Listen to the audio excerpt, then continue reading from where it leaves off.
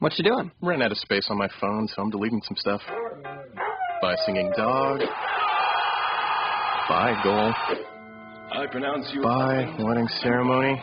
Stop. At Metro PCS, you get 2 free phones with twice as much memory. Really? Don't say bye to your memories. Switch to Metro PCS and get 2 free LG K20 Plus phones with 32 gigs when you switch 2 lines. Metro PCS. Wireless. Figure it out. Coverage not available in some areas. Sales tax not included in phone price. Excludes numbers on the T-Mobile network. See store for details and terms and conditions.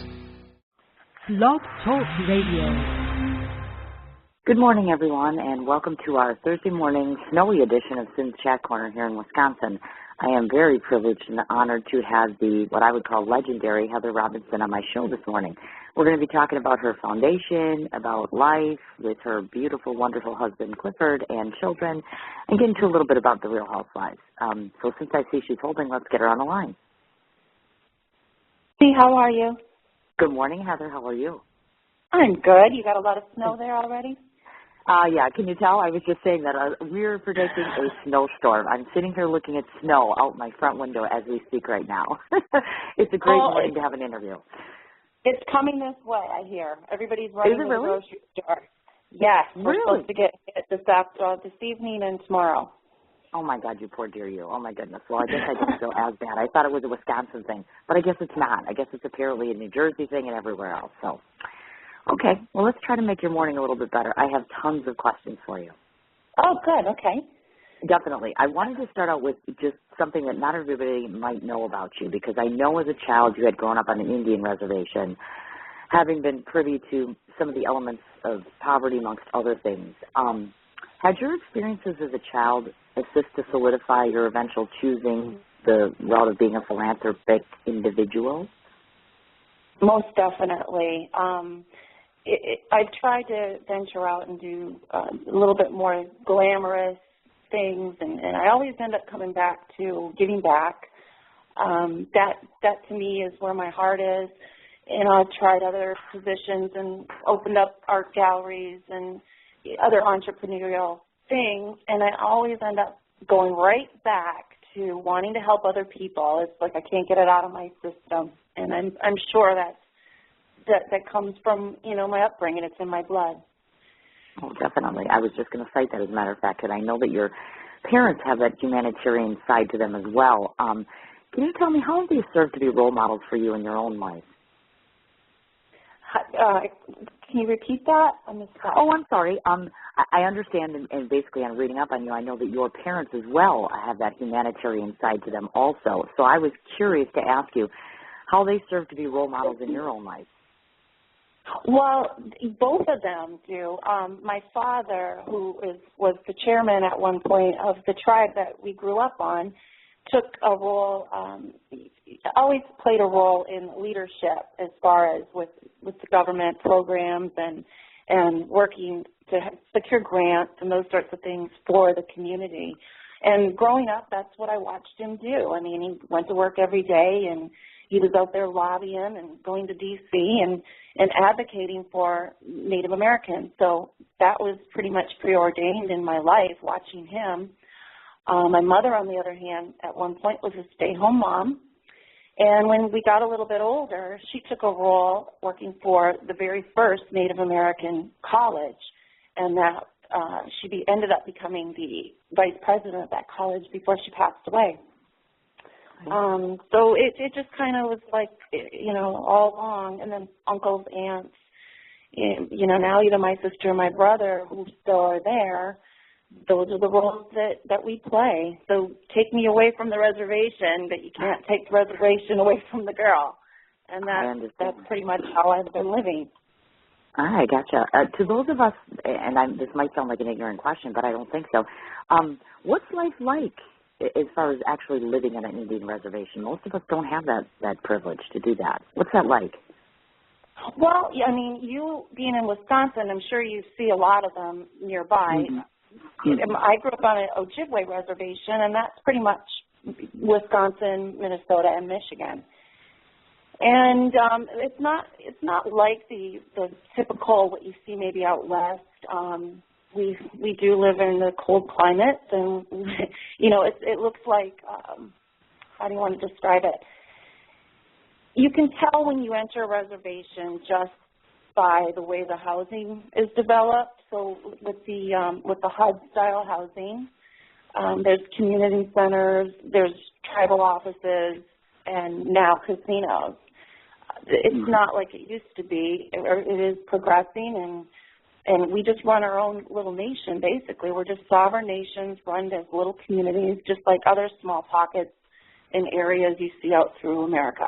So, I mean, it's really just kind of running your own municipalities, running your own police force, and you have your own leadership. It's small, you know, it's a small community, and everyone sticks together and helps each other, and like a little colony, I guess you could describe it like that. I was just going to say, that's exactly how it is here, as a matter of fact. You're absolutely 100% correct. I think it's kind of a neat way of living, to tell you the truth. I admire that quite a bit. Yep. Well, I gather that some of your business knowledge and know-how, of course, I'm guessing is in part due to the time that you spent at Western Michigan University at the College of Business. Can I ask, what components of your education do you feel proved instrumental to the success that you're gaining in your professional career? Well, you know, I had went to college at the Bay Mills Community College where I started and got, you know, my core education. And at that time I chose social service field and went in to do the social work for the community and then in for Intertribal Council of Michigan. At that point, I wasn't quite happy. I said, I need to spread my wings. I need to do something a little bit more than just this. This is when I had these big grandiose ideas of becoming something big. And in order to do that, I had to go back to school, and I chose to go to Western. I took the big plunge, moved down there, enrolled into that curriculum, and took business and marketing.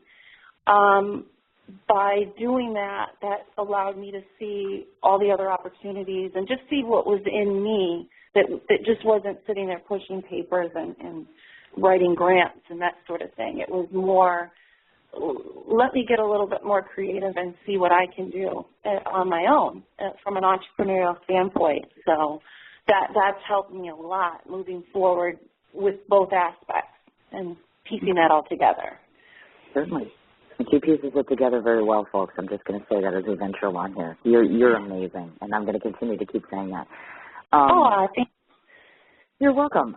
I'm always curious to ask my guests, you know, when you're little on, obviously Heather wasn't always the person she is right now. She used to be a young child, of course, and back when we go way back and we think about this, what was your one true passion? I mean, when you were a child, I'm sure you weren't maybe sitting around and saying, yes, I want to be a business major.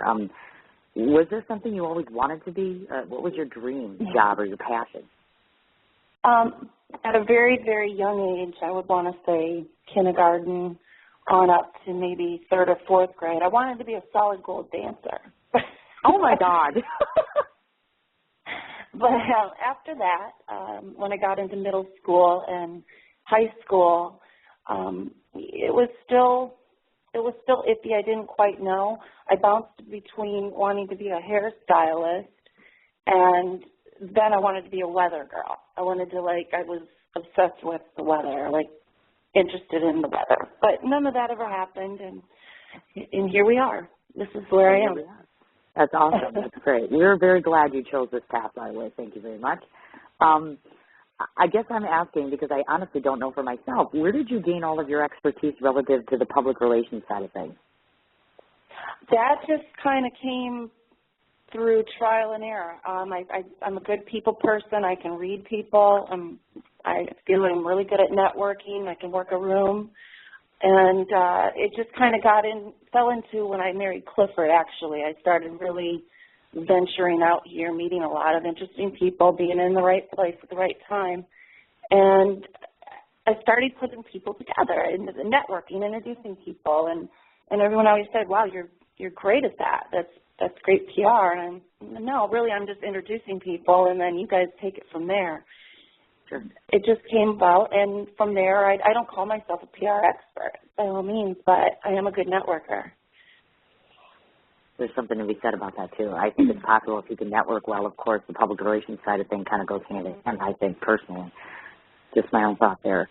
Now, As an artist myself, I, of course, have the absolute utmost appreciation for others who assist creative talents in the world for good purpose. Now, I know you had conducted a project called Blue Heron, which allowed Native Americans to showcase various art and jewelry. Does Heather possess the creative niche as an artist? I do. I just kind of let that go. No. I can't. I do. I'm creative with like designing. I'm great interior designer, and then jewelry. I had a passion for. When I had the business, I kind of jotted down and had some jewelry pieces made up by some of my artists, and I came across a lot of good artists while I was doing this, and I was going to go into that a little bit further with them, and then things happened, things changed, and I didn't stay within the gallery. Clifford came along, and I left, and that kind of just sits there. But if I had to do anything creative, I would go back into jewelry design. How neat is that? You should. I'm a huge advocate for people with creativity utilizing their passion, hence this interview. This is my passion, writing, and then getting to talk to lovely people like you.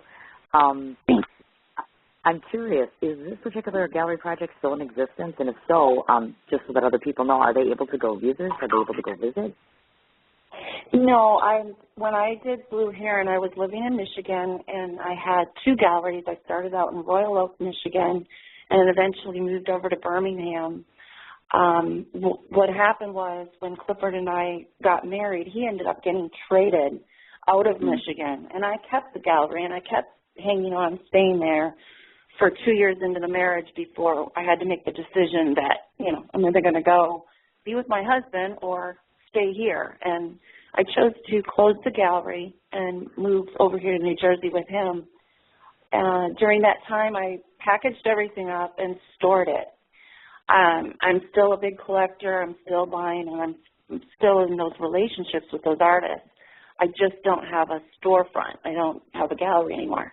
I've done a lot of things with my jewelry as far as charity events, to where I'll take it like a trade show and sell it, and I'll actually donate a lot of pieces or a percentage half to that charity. So I'm using everything that I had going in that gallery. Now I'm just using it where I am now, just not able to sell it at a storefront. Sure. Makes perfect sense, of course. And was it your gift to be able to do the things such as jewelry, et cetera, that served as the motivation to even create this gallery project, or was it something else? It was. It was part of it was two things. It was part of my love for Native American art and jewelry, wanting to, be a part of that, and two, wanting to help all the artists out here that were struggling, especially the Native American artists. That was where I saw a need. In Michigan, there's a ton of them out west, but not in Michigan. And I had the means at the time and the right people connected with me to be able to do that and to showcase their art and all the art that I loved. And there was very few that I turned away just because that's how my heart is. So that's basically how that all came about. Okay, wonderful. I guess the big question that I had in my mind is, and maybe you can provide to our listening audience, explain to us the path that you traveled to establish yourself. Obviously, now you're one of the leading successful philanthropists out there. How did you get to this point? What road did you travel to get where you are now? Well, I guess what happened was when I did close the gallery in Michigan, and I did a lot of charitable events while I was doing the gallery project. I hosted charity events and certain things that would help raise money for good causes. After marrying Clifford and moving to New Jersey, him and I had twins, and then I became a stay-home mom, which I wasn't used to being a stay-home mom. Absolutely hated it. I didn't know what I was going to do, and I sat here and I racked my brains. What am I going to do? So slowly but surely, I just started getting involved in managing him, basically just scheduling his appearances, going to things with him, sending him to a lot of charity events because that was my interest. And along the way, I met tons of people, and thought, you know what, this is something that I can do from home. And I picked up a couple of celebrity clients, and started managing their non-for-profit. And then one thing led to another, and 6 years down the road, here I am, full-fledged, totally embarked in this project. And it started out by volunteering, helping this one out, helping that one out, and now here we are. That's basically it in a nutshell. Gotcha. Okay, now before we get on to talking about the Robinson Network, I noticed that your focus lies more with charities that emphasize upon poverty, education, and scholarships. Can you pinpoint for us some of the organizations that you feel are closest to your heart? Well, poverty is one of the biggest, and I've done things just by acquaintances and people that have come to me with a lot in Haiti, and that came about after the earthquake, and working with certain celebrities that were down there at the time and wanting to raise money and do things at that point. Now, poverty it's not just in Haiti. Poverty is here in the United States, and that's one of the things that I want to work with more is the kids that can't afford to go around the corner, let alone get into a basketball clinic or buy new tennis shoes or those sorts of things. We've got to start small. So those are some of the things that are really important to me. Secondly, I would say cancer, anything related to children suffering and children with cancer. Mm-hmm. That has been another one. But there's so many, and I wish I could do a gazillion of them, but I take them as they come and do what I can when they're presented to me. So certainly, I gotcha. Interested to ask this. Do you feel that us as a society collectively, do you think that we do enough in regards to these types of social issues? Do I think I do enough?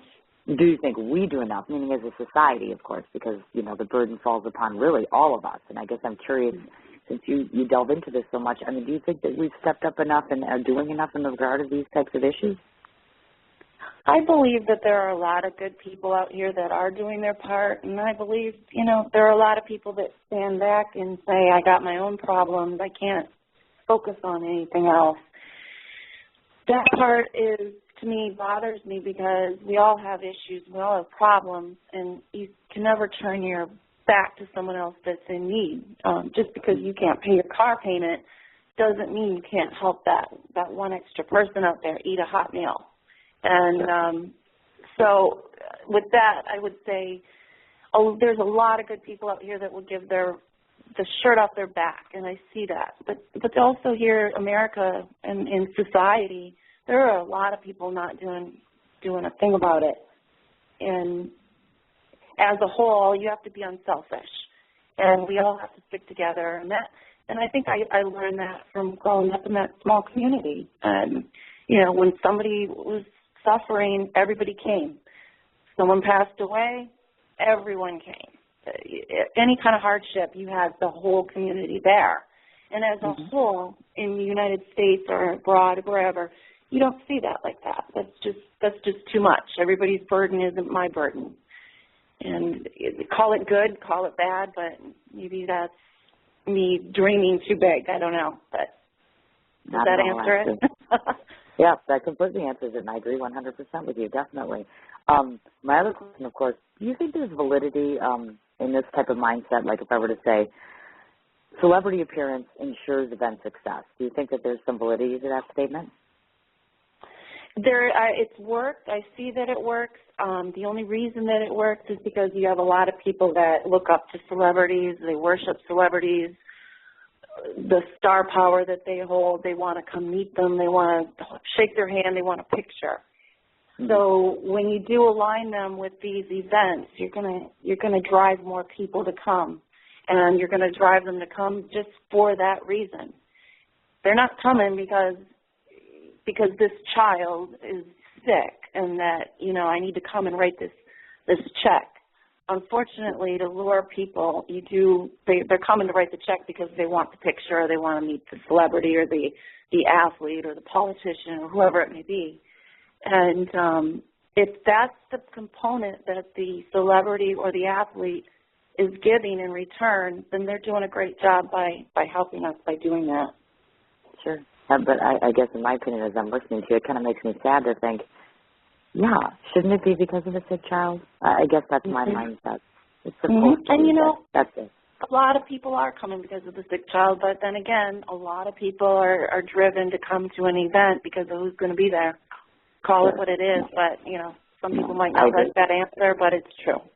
But it is a truthful answer. I agree with you there, definitely. So, of course, you, along with your husband, Clifford, I know are the two main principals of your foundation, the Robinson Network.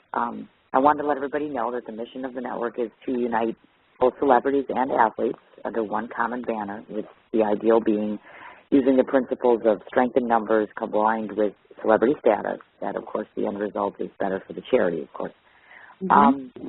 First off, now in running the foundation, what do you believe proves to be the most challenging elements of that?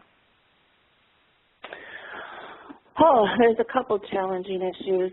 One, I would have to say getting all the celebrities on board. That part, that's hit and miss. I have some great ones that, yes, I'll do anything, whatever you need. And then you have the ones that are too busy, or the egos are too big, or what have you, that they can't make it. The other part would be me not having enough of me to go around because I have a great, amazing group of people that are supporting me on my board, with my PR, with the media, with the marketing, and they're all wonderful, but they're not me. And I can't express that enough, because I have a way to sell something that no one else can sell. And when you're really passionate about what you're doing, it takes you to be out there to sell it. Yeah. And I can't be in all these places at once, even though I want to be. I understand completely. Those are the challenges. I mean, even Clifford can't sell it like I can sell it. Really? No, he's good. But he always says, you know, it's my wife's baby. It's my wife. You know, he supports me. Sure. He's behind it. But if he were to be out here in a group of people to try to sell something that I need done, I feel like I'm the only one that can do that. Gotcha. I understand. That makes sense to me, definitely. Curious, do you think most celebrities and athletes that you've come across have they for the most part been accommodating to your mission? Yes, the ones that are, absolutely. Absolutely. And I know I have a good handful that I can always call upon and will always hear yes, and I love that. That's amazing. Absolutely wonderful. To date, what do you think has been the network's top accomplishment thus far? Well, launching has been a big. We finally launched so that our status is there, and we have a great board put together. That board that we put together took almost a year to bring that many executive professional people to come and help and sit on this board to make this thing go. And I'm very proud and honored to have them. The second thing this year would be, the money that we raised for the Children's Cancer and Blood Foundation. The couple of the golf events that we were affiliated with, we raised money for. But, we had just launched this year, so the numbers are there. I hope to do better next year. Gotcha. Okay. And I know, because I'm getting the sense of things, you kind of call a spade here, if you will, and you're pretty matter of fact. So I have to ask the question, do you think that your husband's role in the community has it been a means basically to gain further popularity for the charity, do you think? With my husband's name? Yeah. Oh, of course. Yeah. Okay. Yes, of course. I hate to ask it. You know what I mean? Oh, God, yeah. No, I mean, honestly, if it was just me, Heather, Heather Lufkin Robinson from Bay Mills, Michigan opens this charity, of course it wouldn't be where it is without his name. And I owe him a lot for that. That's very kind, actually. I want to ask, long-range goals. Do you have long-range goals where you want to see the Robinson Network go? Yes, long-range goals. We want to get involved in one of the big things we want to host every year is almost like I don't know, you would call it a field day. We may call it a field day, but we want to bring in athletes from every field. So soccer, football, basketball, tennis, and then do like a big carnival style for the kids every year. And that's going to be the only one event that will be our event. The other events that we do will align ourselves with those. But this is the one we want to produce every year and grow. And make that so that kids can come, hang out with their favorite athletes, enjoy, everything that the day has to offer, and raise money every year for a different cause. And when I don't want to raise money every year for the same cause, I always want to do a different cause each year so that way it's being spread around. And pick one each year that, it's needed, whatever that is that's going on. Definitely. I gotcha. I took a perusal, obviously, onto the network website, of course, and I know that you have a section there that's entitled Love, Charity, and Basketball. Can you maybe expound upon that and let listeners know what that's all about? That started by accident as well. One of the Huffington Post contributors contacted me and wanted to do an article last year, and they titled it Love, Charity, and Basketball. Mm-hmm. This was just his version of who he thought I was. And it was a fitting title because the way the article had read, it was, marriage, family, all the charity component, and then basketball, of course, with my affiliation with my husband and now my boys.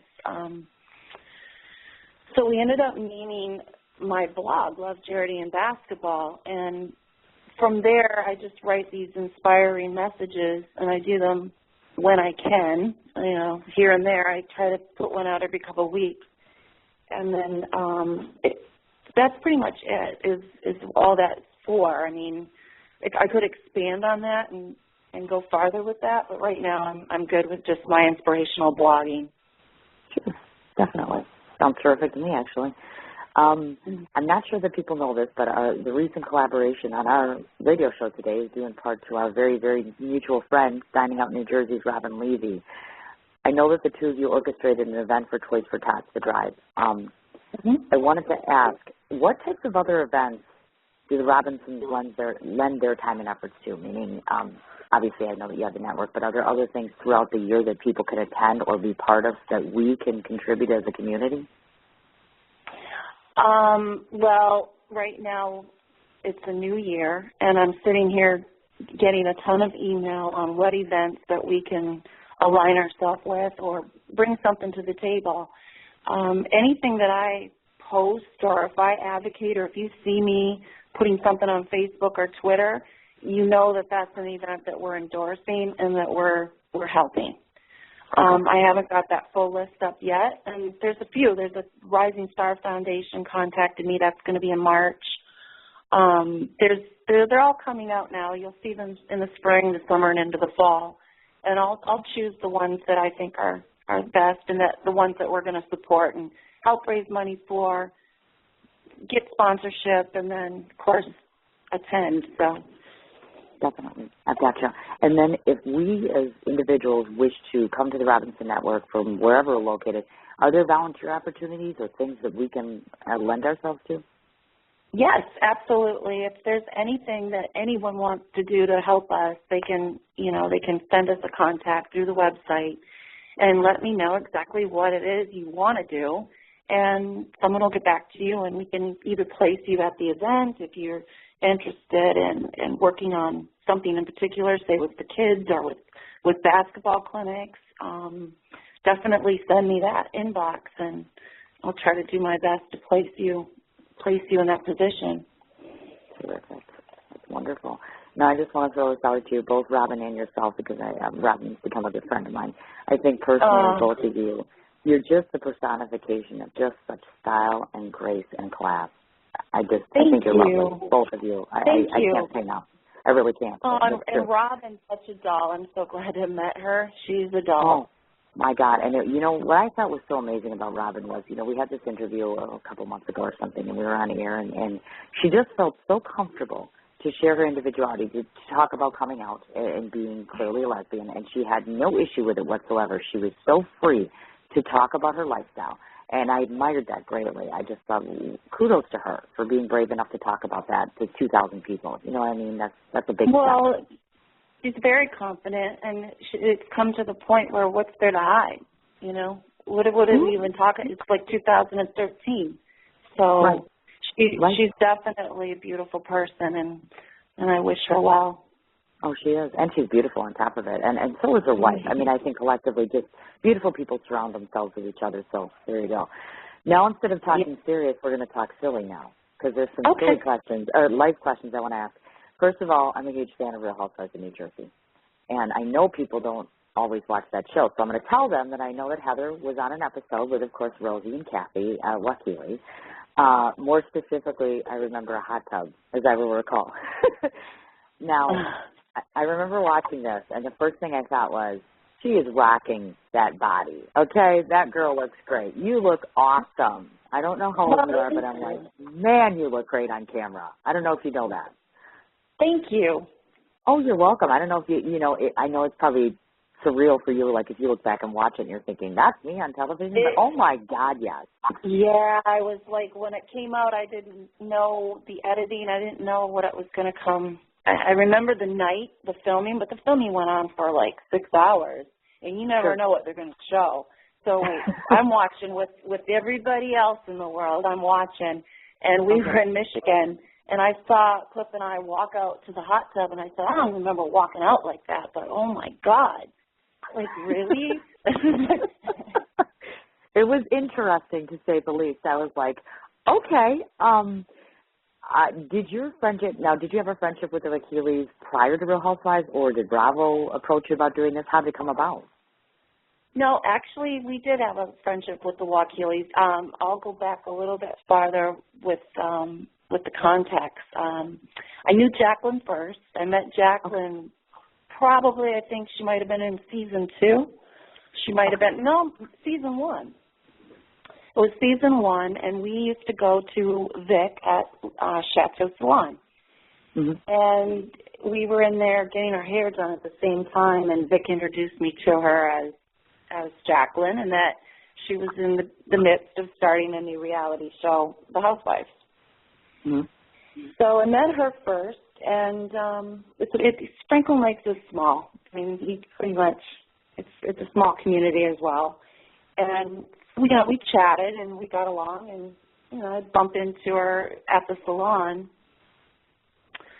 It was after that, I want to say, when they were probably casting for season 3. This was before Kathy and Melissa came on. Sure. And Vic had called me, and he said, you know what, Heather, they're casting for season 3. I think you should cast. And at that time, I was, I don't know, Cliff doesn't want me to.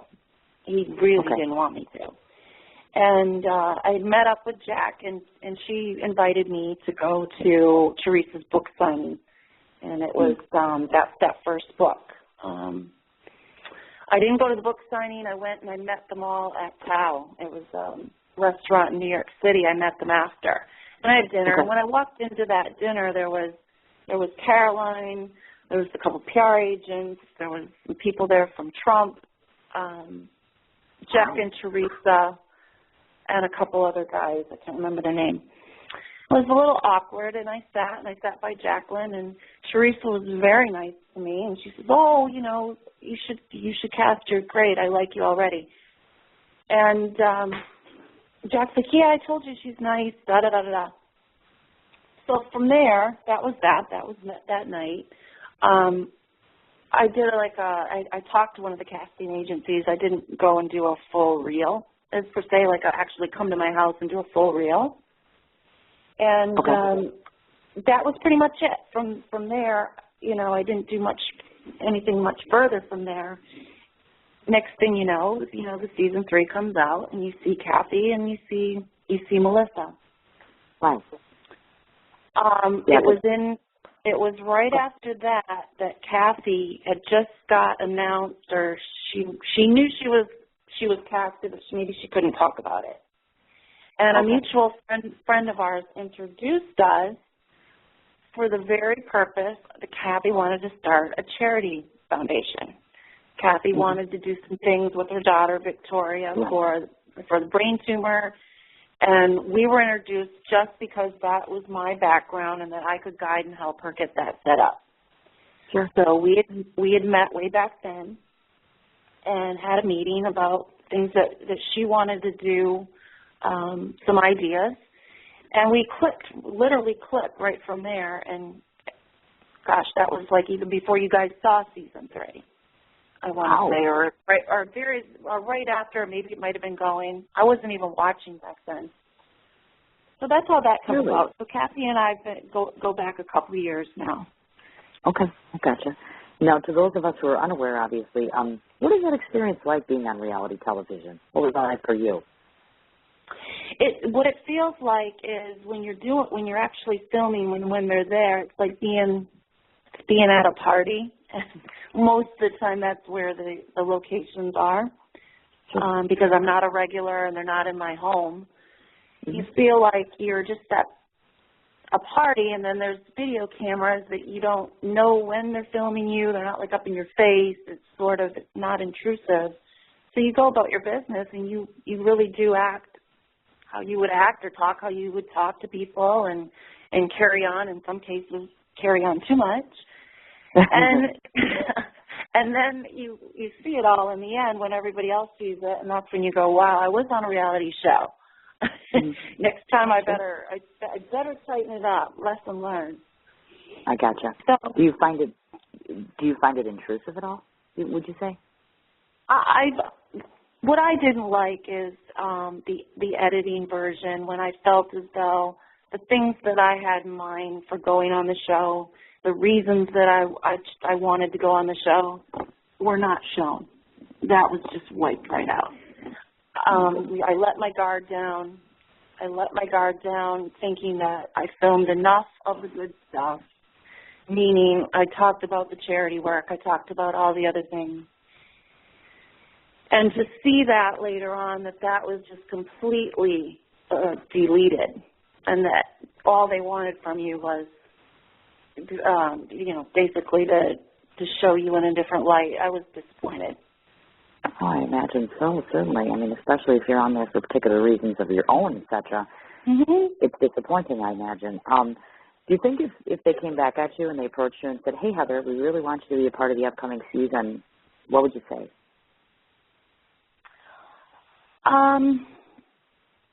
That's how, I mean, I whether they'll show it or not, I've done some filming, but I just know better this time around that what I'm going to show and what I'm not going to show. I'm not going to let my guard down.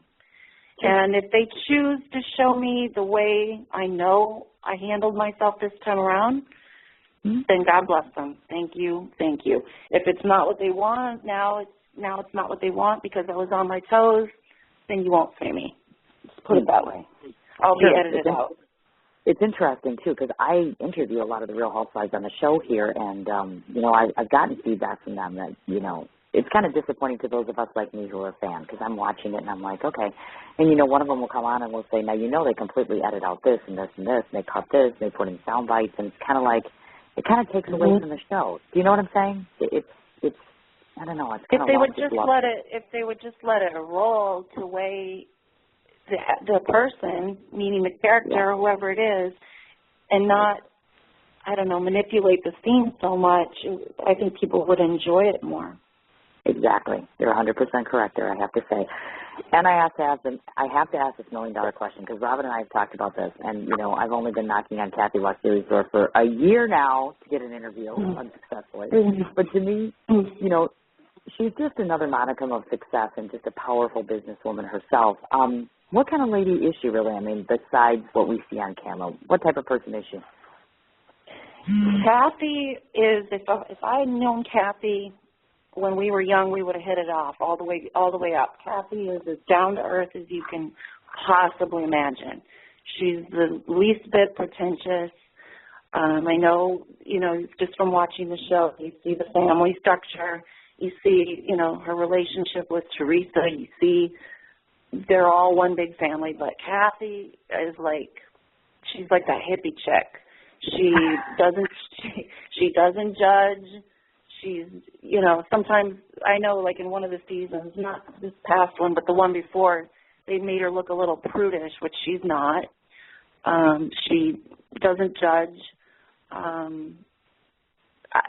She's that girl that would just throw on a pair of blue jeans and a pair of cowboy boots and sit with us and hang out and not care about diamonds and furs and the mansions. But at the same time, she can still transition over and be put in that element and be like the rest. You know what I mean?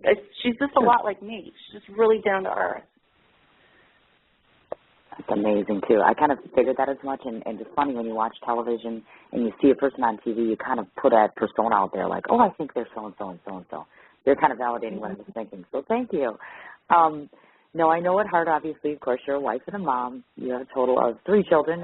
We talked about the twins, of course, and your husband, who is Clifford Robinson, who is, of course, had an 18-year career as an NBA player. And I understand you were married in Barbados. How cool is that? Beautiful. Absolutely.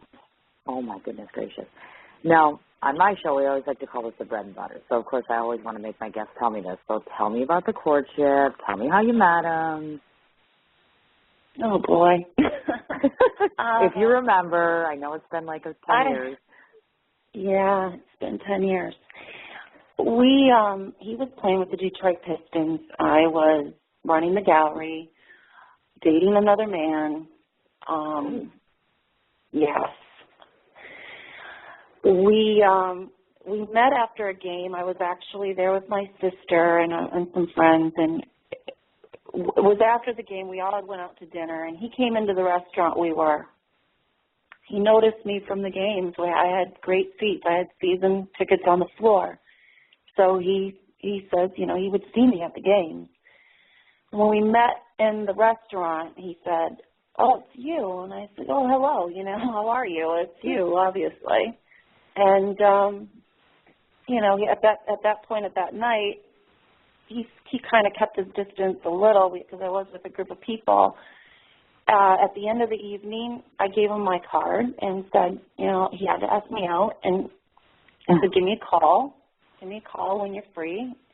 And he did. I mean, literally, I think he called that night. But I gave him my business card, so he was calling the gallery, and there was, messages left on the gallery voice box. Okay. And I think we went out maybe a week after that for the first time. Okay. And pretty much we've been together ever since. I broke the other guy's heart and, jumped ship and just went along on this ride, took this fork. And here we are. And here we are, yeah. Now, I know that obviously, of course, most people I'm gathering admire your husband for his career, but maybe can you tell me, what do you admire most about your husband? His career and his basketball was never something that I was attracted to. It was his little boy behavior. He's a child at heart. He's like this huge guy, 6'10", but still like a little boy. And I'm not saying that to cut him down. I'm just saying everything about Clifford is youthful. He loves his sports. He loves to go snowboarding. He loves his golf. He loves all his little extracurricular activities, and that was a huge attraction to me. And his love of life, just his love of people, loving to party and have fun, never stress. He doesn't like to take on the sort of stresses that adults take on, and something major could be happening right now. I mean, I could be like say that Sandy storm, when that was coming, I was having a conniption. I wanted to get out of here. He was like, it's fine. Like, he's just so laid back. And I think that's probably the number one thing that attracts me to him is how peaceful he is inside. Aw, how nice is that? Yeah, I was looking at your husband and I thought to myself, oh my God, how do you not get intimidated by a man that big? You know? It's like, yeah, it's mammoth. like, it's so misunderstood though, because you can be intimidated, and he does do that, and especially in the game. He has that intimidation factor.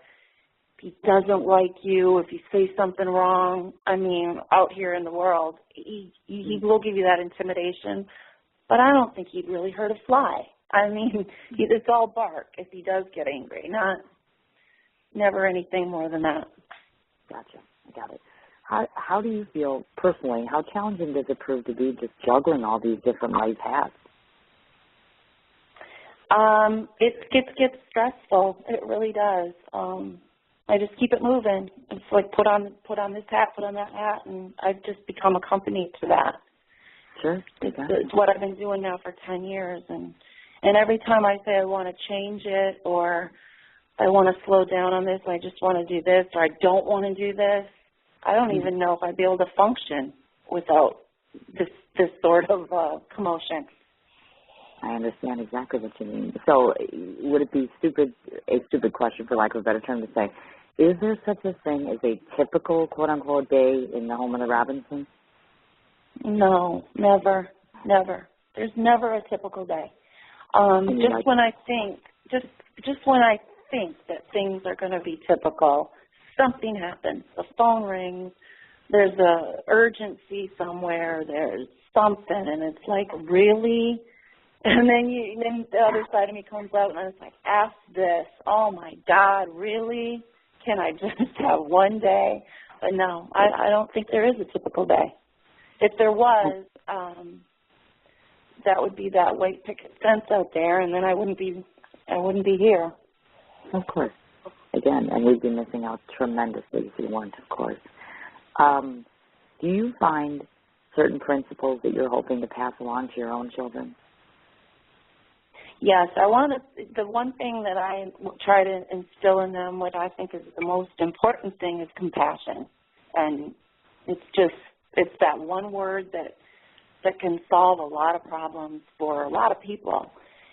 When I grew up, we had this thing back on the reservation where you would look at something or a situation, whether you were angry, whether it was something horrible going on, and you would just say, oh my. And when you say, oh my, to something, it takes away the anger that you feel, how that person's acting.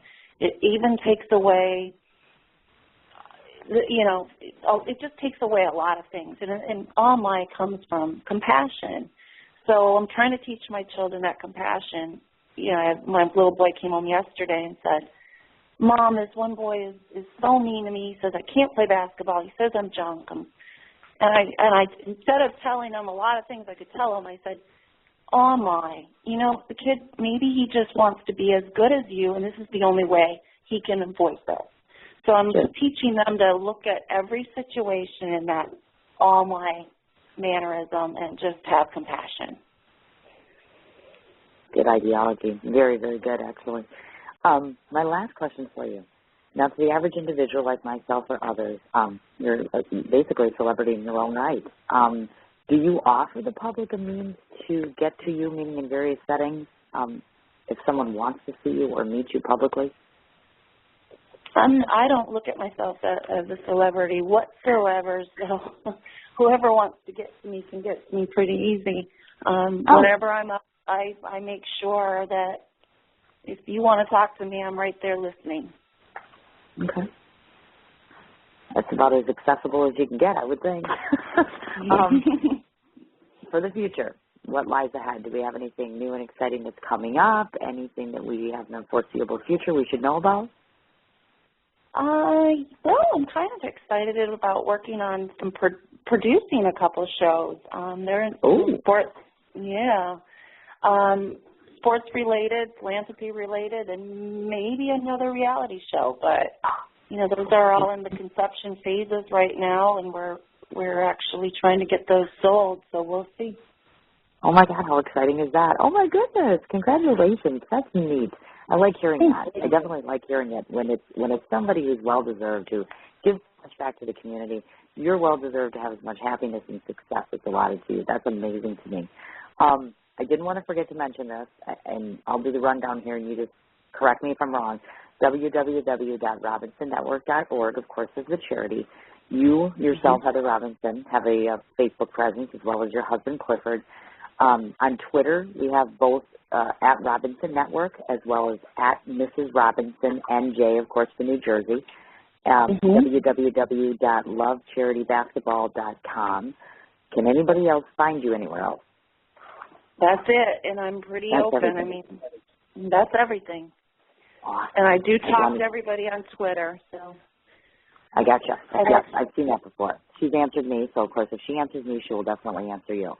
So before I let you go off of this wonderful, wonderful interview that I've enjoyed so much, I really enjoyed my time with you. You came highly recommended. I was a little nervous and apprehensive, and now that I've actually spoken to you, I have to say, you actually, to me, personified just an amazing, big-hearted, compassionate individual yourself. I'm blown away by your talent and your ability and the way that you are so willingly able to stand up in society and say, I'm going to make a sizable difference, and I'm going to make others make a sizable difference.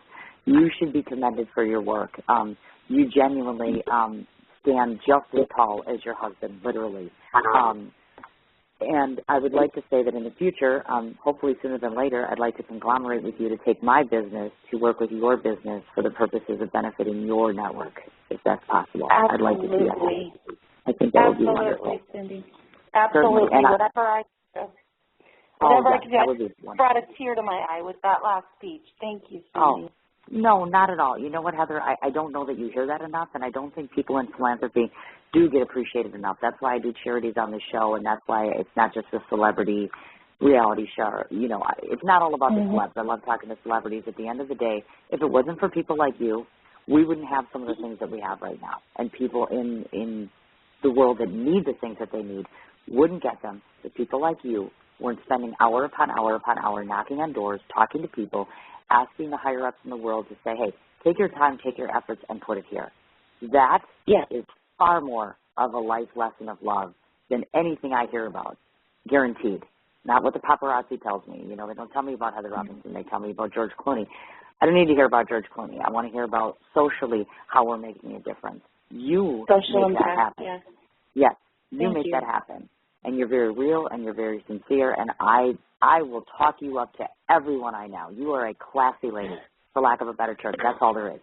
That's all. I'm sorry I can't help myself. I'm getting a little teary-eyed here myself, actually. And I am so looking forward to my trip to New York. I am coming to see Robin. I'm coming to one of her events, so I'm so hoping that we can just cross paths while we're there. I would love it.